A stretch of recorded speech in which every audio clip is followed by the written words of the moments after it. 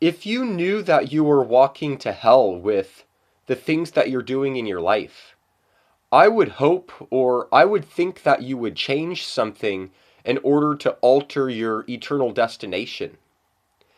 For years, when I was in church as a pastor and as a member, I didn't change much in my life because I was convinced that I was going to heaven. So why change your friends or change the things that you enjoy doing? Why change your habits if you're going to heaven anyway?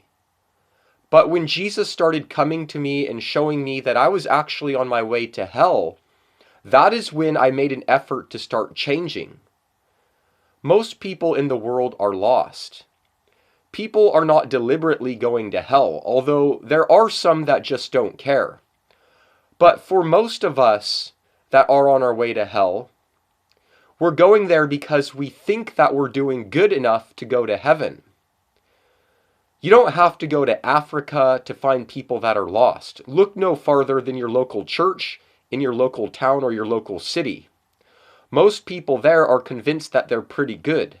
They don't think that they're going to hell, and they're not going to change because they think that they're already going to heaven. People do not know Jesus. They don't know how serious the consequence to their sin is. I want to read to you what Jesus said in Mark chapter 9. But whoever causes one of these little ones who believe in me to stumble, it would be better for him if a millstone were hung around his neck, and he were thrown into the sea. If your hand causes you to sin, cut it off.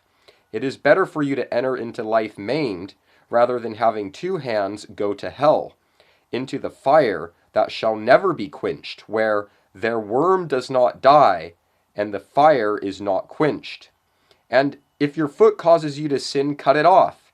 It is better for you to enter life lame, rather than having 2 feet be cast into hell, into the fire that shall never be quenched, where their worm does not die, and the fire is not quenched.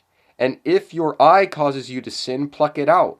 It is better for you to enter the kingdom of God with one eye, rather than having 2 eyes be cast into hellfire, where their worm does not die, and the fire is not quenched. For everyone will be seasoned with fire. Every sacrifice will be seasoned with salt.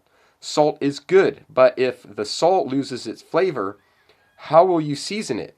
Have salt in yourselves, and have peace with one another. If we are not right with God, if we have sin in our life, that sin will take us to hell. Don't be deceived by people who think that they are good enough and who will preach to others that you're going to heaven because you've just believed things about Jesus. You really have to get sin out of your life. You have to follow and obey Jesus and endure with him to the end of your life.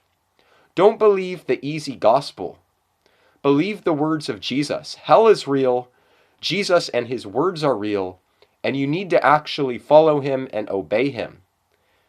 May the grace of Jesus be with you.